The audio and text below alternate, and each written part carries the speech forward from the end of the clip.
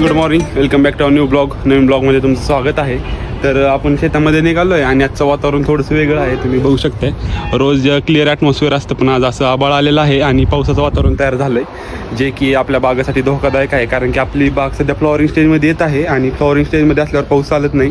तर I hope की हा पाऊस येणार नाही. तर बघू, आता आपण शेतामध्ये निघालो आहे आणि आपल्याला बऱ्याच बाकीच्या टास्क आहेत त्या आपण करणार आहे.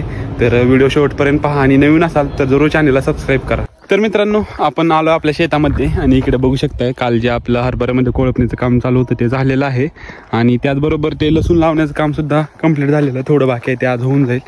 तर त्याचबरोबर आज आपल्या शेतामध्ये नवीन टास्क जी आहे ती आहे ज्वारी भिजवायला चालू आहे आणि त्याचबरोबर हरभरा कोळपणी पण चालू आहे, जो की दुसरा प्लॉट आहे आपला हरभऱ्याचा, तिथं चालू आहे. तर आता आपण ज्वारी भिजवायला लागलेले आहेत. तिकडे थोडं जाऊन बघूया काय हाल हवा आहे आणि कशा पद्धतीने ज्वारी भिजते आणि काय परिस्थिती आहे तिथली. आजचं वातावरण बघू शकता तुम्ही, ऊन काहीच नाही आहे आणि सूर्य बघू शकता इथे ढगाळ गेलेला आहे आणि संपूर्ण असा आभाळ आलेला आहे. तर समोर बघू शकता आपले राजेभाऊ आहेत, ते सध्या भिजवत आहेत ज्वारी.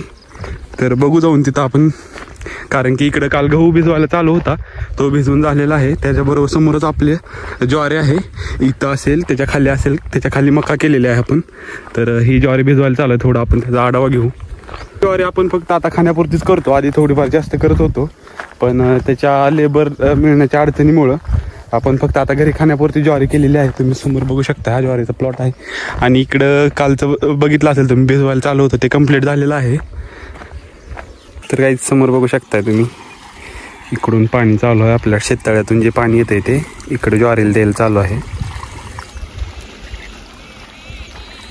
जे पाणी समोर तुम्हाला येताना दिसतंय ते आपण ज्वारी पेरल्यानंतरच लगेच दंड घालून घेतले होते, जेणेकरून आपल्याला पाऊस नाही आला तर पाणी द्यायची आवश्यकता भासली तर पाणी देता यावं, त्यासाठी आपण हे दंड सोडले होते आणि त्याच्याद्वारे जाता आपण पाणी देतो, हे तुम्हाला दिसत असेल. आणि इकडचा जो पोर्शन आहे तो भिजून झालेला आहे निम्म्यापर्यंत आणि आता इकडं चालू आहे, समोर दिसत असेल तुम्हाला. आणि आपण जी ज्वारी पेरलेली आहे त्याचं वाण आहे मालदांडी 35, म्हणजे की आपल्या कृषी संशोधन केंद्रामध्ये 1935 साली याचं संशोधन झालं होतं, त्याच्यामुळे याचं नाव मालदांडी 35 असं ठेवलेलं आहे. आणि तेच आपण घरी खाण्यासाठी पेरतो, एकदम देशी वाण आहे हा.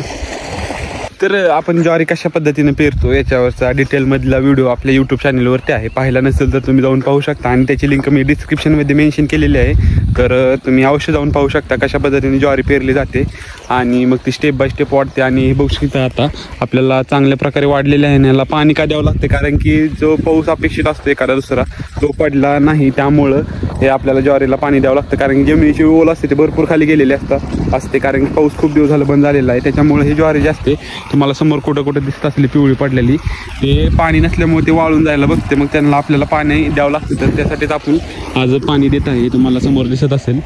तर आपलं हे ज्वारीचं जे पीक आहे त्याला आता साधारणतः 1-2 दिवसामध्ये भिजवून होतील. त्याच्यानंतर मग जसं नीड असेल तसं त्याला आपण पाणी देतो. तर थोडं आपण आज शेतामध्ये जेवणाचा आस्वाद घेणार आहे, कारण की शेतामध्ये जेवणाचा फील थोडा वेगळाच असतो. तर आता लंच ब्रेक झालेला आहे, आपल्या सर्व जे लेबर असतात त्यांचा लंच ब्रेक आहे, मग ते सुट्टी घेतात, तासभर एक सुट्टी असते मध्ये. तर त्याच्यामध्ये पण आपण आपलं जेवण उरकून घेऊ, कारण की हा फील वेगळाच आहे.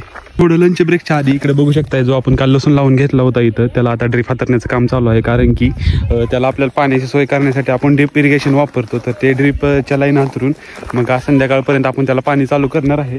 तर समोर बघू शकताय अशा पद्धतीने ड्रीप हातरल्या जातात, जे की आपण इथं ड्रीप असतात ते गोळा करून ठेवतो एका ठिकाणी, मग त्या वेगळ्या करून नंतर अशा त्या आपल्या जे बहुत केलेल्या असतात, जिथं आपण लसूण लावतो त्याच्यावरती हातरल्या जातात.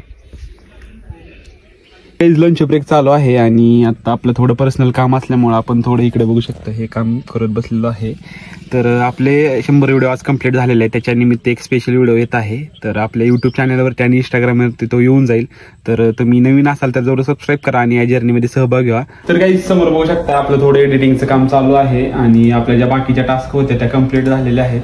मग त्यानंतर मग आपलं थोडं जे पर्सनल काम होतं ते आपण उरकून घेऊया, मग त्यानंतर बघू आपल्याला संध्याकाळी काय एखादे टास्क असेल तर ते करून.